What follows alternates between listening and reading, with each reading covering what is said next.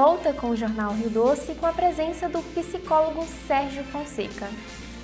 Sérgio, agora eu gostaria que você explicasse o que é a depressão. Vou te falar de alguns sintomas de depressão, né? A pessoa tem uma perda de interesse por tudo que ela tinha. Ela para de sentir prazer também por tudo que ela também já sentia. Ela fica com uma tristeza que ela dura mais de 15 dias. Não é aquela tristeza normal do dia a dia e de vez em quando. Tem que ser uma tristeza há mais de 15 dias. Um cansaço, uma vontade de não fazer nada e uma indisposição real física, né, de fazer as coisas. Ela pode desenvolver processos de psicossomatização. O que é a psicossomatização?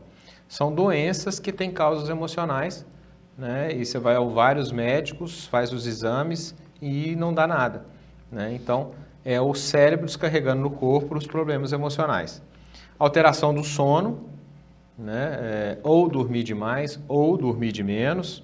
Alteração do apetite, também, ou você para de comer, que é o mais comum, mas tem alguns casos que a pessoa pode também comer um pouquinho em excesso, é mais raro. Falta de concentração, choro muito fácil, pouca coisa faz ela chorar, pensamentos de autoextermínio, pensamento sempre muito negativista, muito catastrófico o tempo todo, autoestima muito baixo, autoconceito, sem amor próprio, também é comum, sensação de fracasso, sensação de que é uma pessoa inútil, né, de ruína, pode alterar a questão sexual também, a libido, e pode alterar também o peso.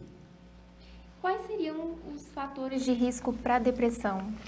Se você tem um papai e mamãe que já tiveram depressão ou tem depressão, você está predisposta.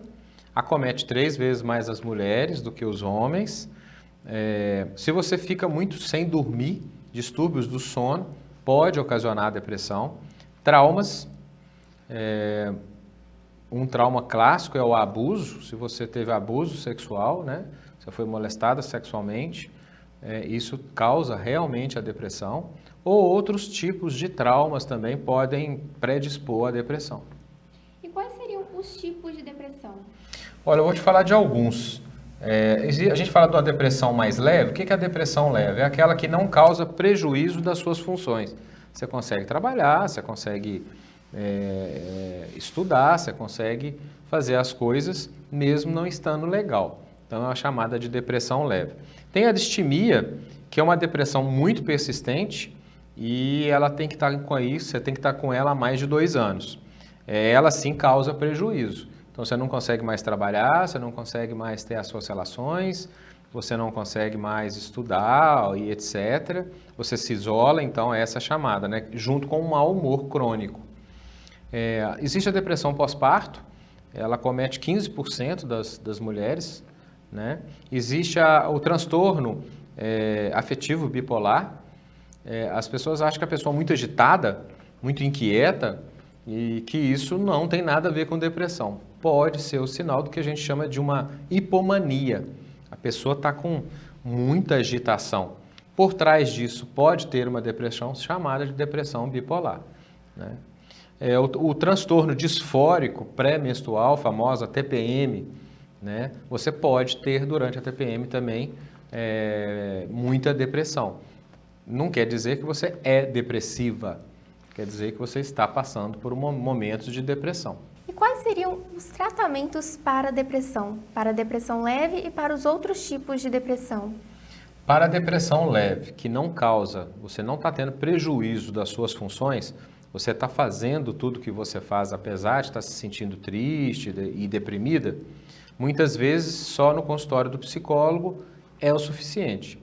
Para as outras depressões que há já prejuízo das funções, e aí necessita sim do acompanhamento médico, medicamentoso, o melhor médico é o psiquiatra, e também o acompanhamento psicológico no consultório.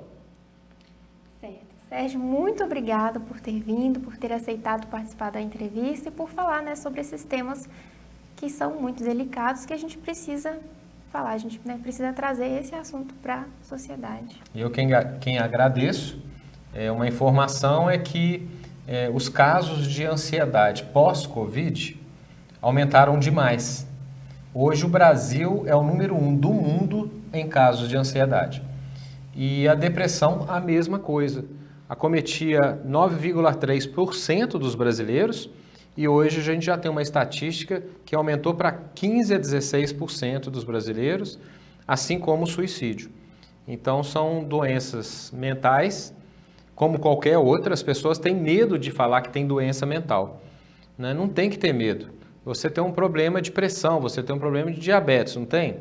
Tem. Você tem um problema, sim, de saúde mental que tem tratamento, às vezes, em muitos casos, tem até cura.